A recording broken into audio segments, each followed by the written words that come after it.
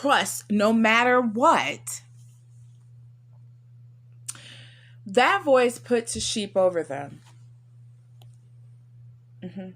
And tells the other sheep, this is your lead sheep, follow this sheep. We're going to name this sheep Beyonce.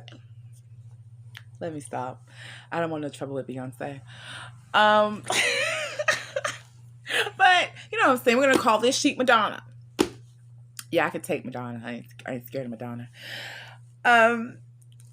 So we're going to call this sheep Madonna, and we're going to make her the lead sheep, and all the other sheep will follow the lead sheep. And so Madonna decides that, being open sexually is great. Wearing pointy bras on stage and sitting on a man's face is awesome. And so all the little girls looking at that, all the little sheep are like, oh, great, we'll do this. And then we have a belief system that somehow sleeping with a lot of men makes us sexually free.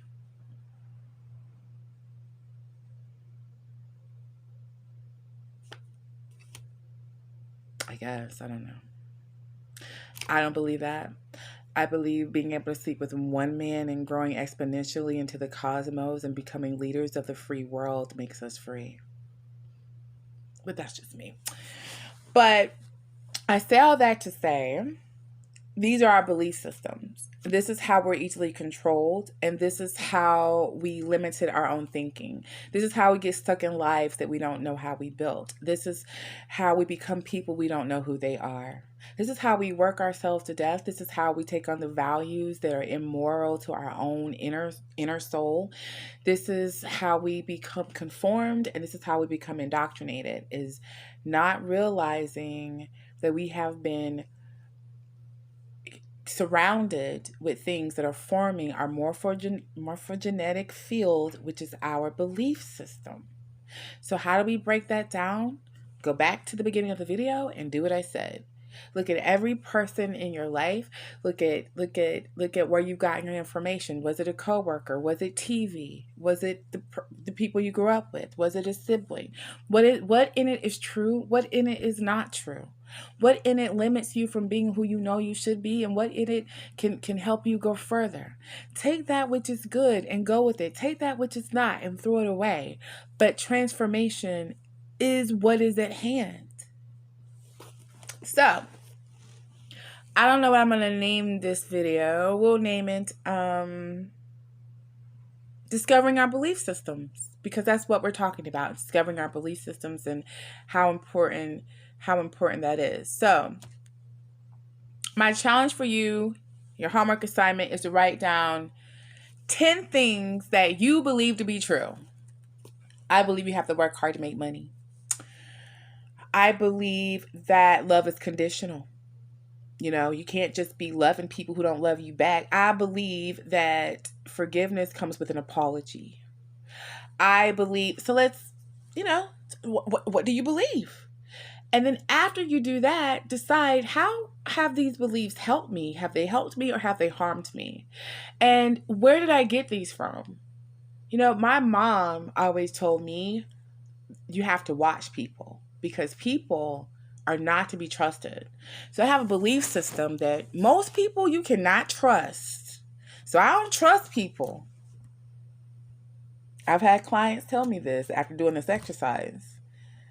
And now that you figured out you don't trust people, you wonder why none of your relationships work out. Why you're by yourself and alone.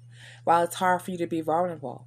Why you disconnect from people like that. Those people that are just done. I'm just done. You did one thing wrong. I'm just done with you. Those are trust issues. They're trying to get you before you get them. Because they've been raised to believe, or somewhere a belief system took hold that told them that people hurt you off jump, not to be trusted. Get them before they get you. That could be their life experiences that taught them that. Let's talk about those experiences. I had, when I was a social worker, I was talking with this one lady. She was a prostitute, actually. She was a rape victim, and that's how she came across me. I was working for I was actually volunteering at the time for a rape crisis center. And I got the call maybe 2 o'clock in the morning, went down to the hospital, and I was talking to her and stuff. And as I was talking to her, she wouldn't trust me. You know, we have a locker that we would go to the locker and get clothes and stuff for them. So I'm like, well, let me go to the locker. What's in the locker? I'm like, well, the locker just, has your clothes and all that. You know what? I need to see everything you're doing, because I already know what people do. But me being who I am and understanding the situation, I already know that life has told her that people are fucked up. She's in the hospital as a prostitute for being raped and beaten within inches of her life. And she's trying to sign herself out to go back to the streets, because to her, she can control that. She trusts the streets more than she trusts me. To her, I'm a person who will hurt her, because every other person has hurt her. Even the ones that come through as social workers that's trying to help her, they don't do their jobs. She lived that life. So my only way to combat her experience is to give her another one. Give her another truth. Now, only how that helps her is if she decides to take that experience as truth and not these other ones. So it isn't as easy as just changing the belief system. I'm not in the mindset that this is an easy thing to do. What I'm saying is what has to be done in order to change the system, the wiring. This is about rewiring the system. And once we rewire the system, once the thinking rewires, speech rewires. That's the second part of the 5 keys. It's your mantra, what you say to yourself. You speak what you believe. Out of the mouth flows the issues of the heart. That's a true statement. You speak what you believe about yourself, and you speak what you believe about others, which is probably what you believe about yourself. So understanding what we speak is another clue to what you believe. So there's something called the capture your thoughts exercise that I do. I think I made it up. I could have heard it from somewhere, but I think I made it up, but I don't know. But the capture your thoughts exercise is basically every time you say something negative, you need to write it down, look at it every single time. You're going to get so exhausted of writing down every negative fucking thing that you say that you'll realize that you need to stop thinking negative shit all day about yourself. And if you're exhausted from hearing your negative thoughts, imagine your inner soul, your inner child listening to that shit all day. So that's another way to help with changing your belief system, is actually with cluing into what you believe is writing it down, like recognizing it. But it's conscious thinking. It's another thing I talk about in my coaching practice is conscious thinking. We think so subconsciously that a lot of the shit we do like automatically. It's not a thought process. You're not thinking. You're just doing. It's like really weird muscle memory. And it's not done consciously. So it's about consciously thinking to ourselves, did I want to have that thought? It's about thinking about our thoughts that we have. Like when you're sitting there and you're like, oh my God, I hate this job. How many times did I say that today, that I hate this job? Do I hate this job? If I hate this job, what am I doing about it? Why do I hate this job? What's the pros and cons of this job? Why did I take this job in the first place? Did I have a goal when I took this job? I think I had a goal when I took this job. Did I lose my goal? What's the point? That's how that starts. That's conscious thinking. But if every day I hate this job, I hate this fucking job, I hate this job, damn, I hate this job, I hate this job, but you're not like stopping to consciously catch that thought, capture it and go, I say this 80,000 times in one day. I got to do something about this. So, and then you just start to believe, I hate my job. It's just a belief system. Work sucks. All jobs suck. Jobs are awful. I hate my job. I hate my job. I hate my job. And so that becomes a part of your cellular DNA. Believe it or not, that low vibration is now part of you. So every time you think about your job, your muscle memory is, every time you think about Monday morning, your muscle memory is, you could be having a great moment and laughing. You think, oh, I got to go to work at 5. So every time you do that, Now you have this frequency in your DNA of my belief system is I hate my job. I ride that frequency every time my mind thinks of that job. Third eye, I touched it. So now when I imagine my job, it lowers my frequency. Third eye, imagination. So now because I have this low frequency, I have bad ideologies here.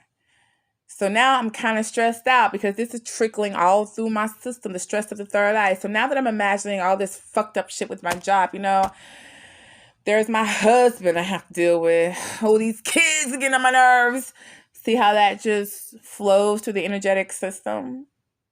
So this goes way beyond just what do I believe and I just want to change my life. Yeah, you do. You do want to change your life, but changing your life means changing yourself. And I don't think people understand that. People say, I want to change my life. Well, that means you got to change you. That's your life. It's you.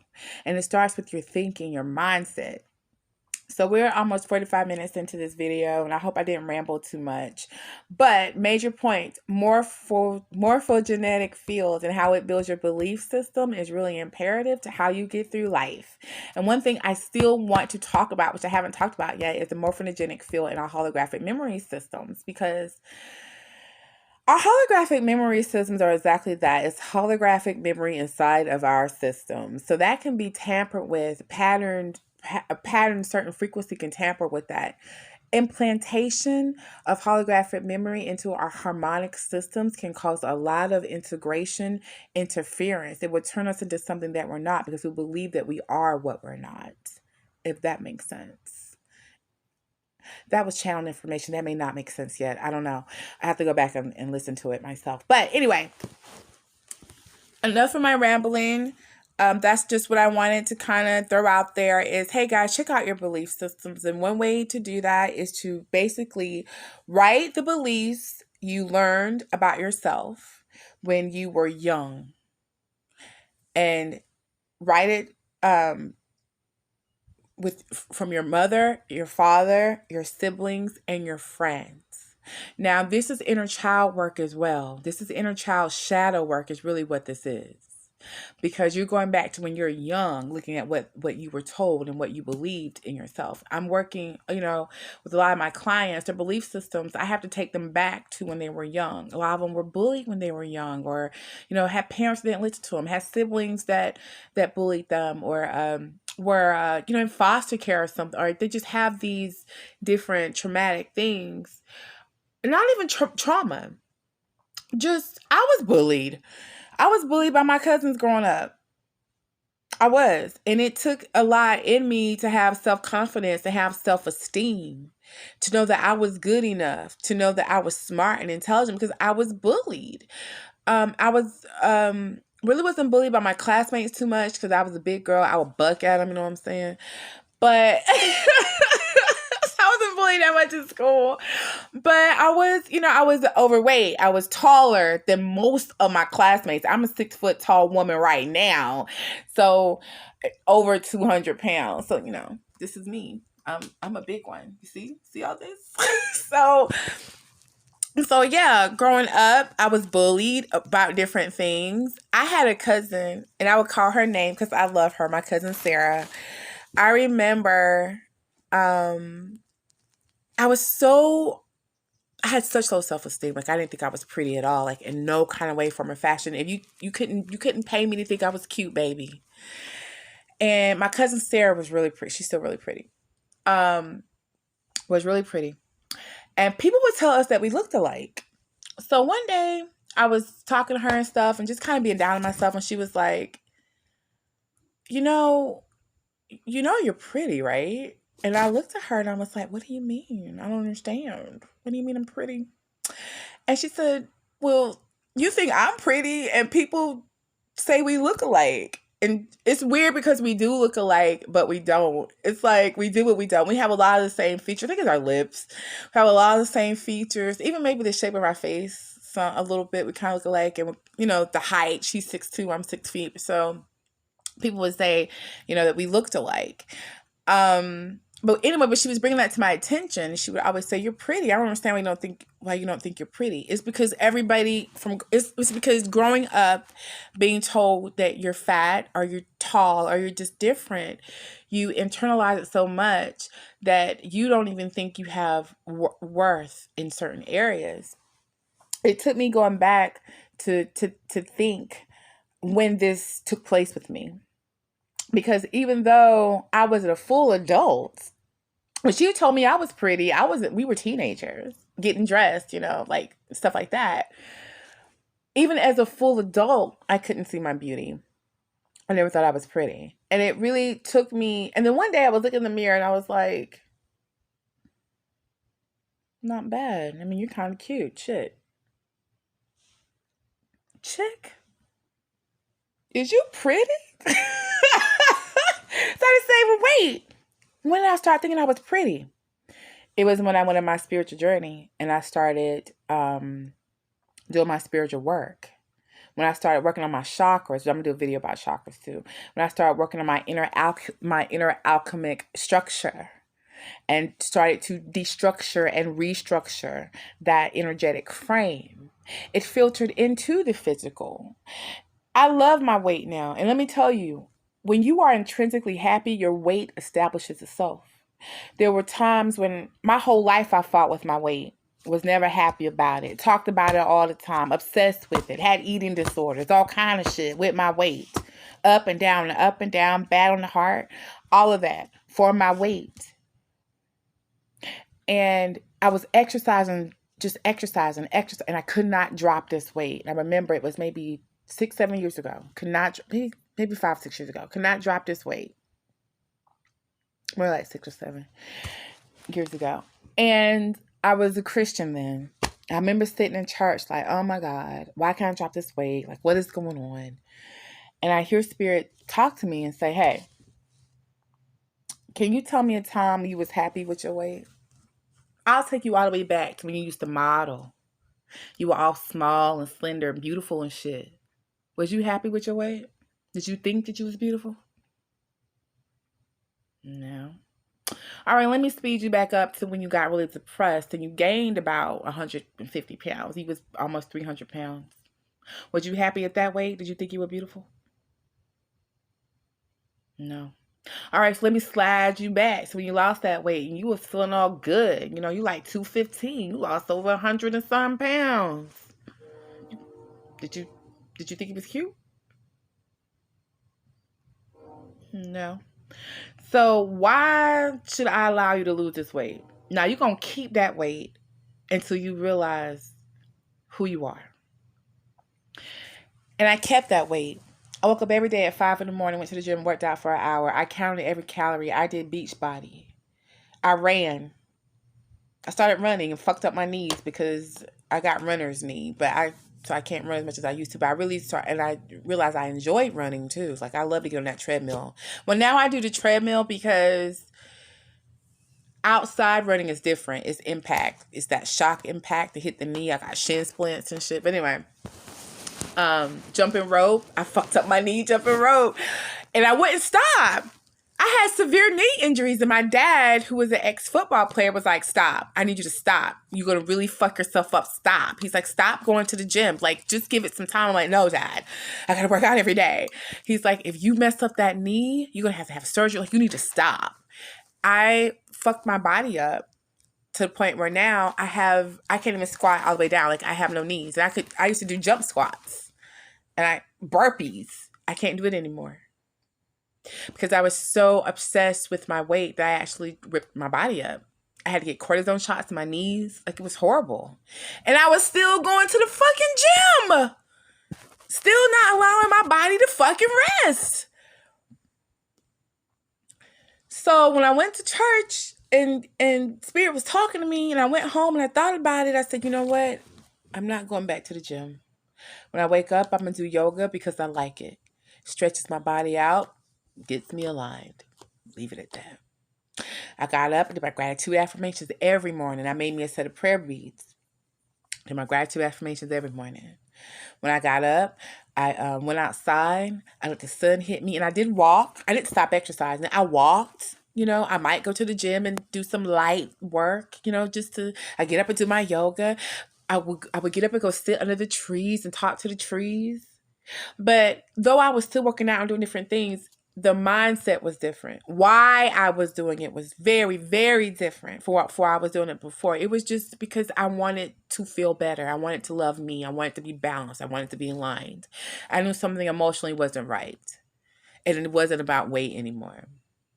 And so one day I'm just, wearing the same clothes I always wear. And my friend is like, you need to take those off. Like those pants was like parachute pants. Like, like MC Hammer used to wear. Like they're not fitting. You lost way too much weight. I went from a size 24 to a size 14 and didn't even notice.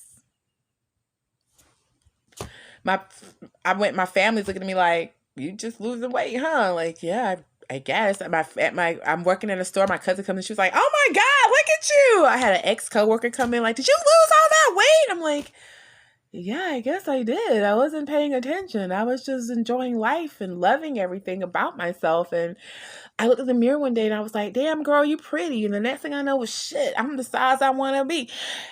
That's how it went. And right now, I'm a little heavier than I like. Could tone up and all that, but I don't care. I just want to be healthy, happy. I don't care about my weight. I don't care about that anymore. So my belief system somehow was that if I got to a certain weight, I would be beautiful and I would love myself. That belief system wasn't true. Because no matter what weight I fucking got to, it didn't matter. I was never happy with myself. I never loved myself. I never liked myself. It took me going back to understand that belief system. Where the fuck did that come from? Came from you being bullied all the time. You mean to tell you wasn't beautiful? I love my father, but he never told me I was a pretty girl. If anything, he picked on me too. My mother was a little skinny red bone. I was not. I looked like him. And my father had low self-esteem. He didn't like how he looked. So to see himself and his daughter didn't make him feel good. So he would always talk to me about my weight and this and that and this and that. And it was never anything good or positive about me that he would talk about. I internalized a lot of that, if not all of it. So I had to go back and look at those belief systems. Damn, we're on 55 minutes. I had to go back and look at those belief systems in order to become who I am. Now, I love looking in the mirror. I love it. I like myself. I think I'm incredibly attractive. And I don't think there's anything wrong with that. That's another belief system. Thinking you're beautiful is vain. No. Telling you I'm beautiful all the time is vain. Riding my beauty like that's all I got is vain. Making you feel bad because I think I look better than you is vain. Thinking my looks should get me somewhere in life is vain. Because this is genetics. I did not control this. Should I benefit from it? I don't know, but I'm smart. I would rather benefit. I'd rather you listen to what I say than look at my face. How about that? But if you want to look, I understand because it's nice, and I think that everybody should feel this way about themselves. And I understand why you don't, because the whole world will tell you that a fat black girl with short hair ain't pretty, ain't nice, ain't cute. Whether she grow her hair out or she cut it all off because I'm about to shave my head, or there's a time when my hair was so short it wouldn't grow. I mean, and I was, be self-conscious and this and that and letting the world tell me what's beautiful. Well, I decided whether I have hair or don't have hair, whether I'm big, skinny, whether I'm light skin, dark skin, because I change colors too. No matter what I am, I'm beautiful no matter what. When you start really believing that, your energy does shift. It changes. When you start to believe your successes instead of your failures, when you start to understand that you never had a failure. I never had failures. I mismanaged money. I've lost jobs. I've done a lot of stuff that one might consider failure. But they're not failures because I'm still here and I'm still moving, motivating, and doing my thing. So how did I fail? To me, failure is like death.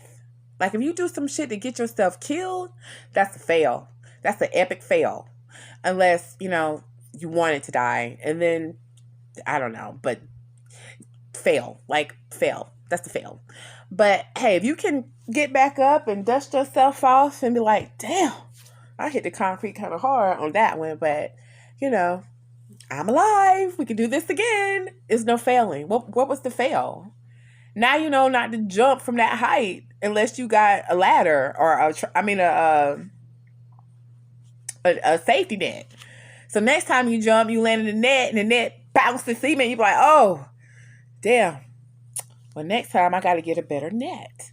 So you learn. So how are you failing? So what belief system told you that if you jump off and you hit the concrete and bust your elbow that you failed? Can you heal that elbow? Yes. Then let's go, damn it. Let's go use that elbow to go build something else now that you've learned that lesson. So I don't know how I got to that point, but that's just another thing that holds us back, is that we have these crazy belief systems about success, about failure, about beauty, about who we are.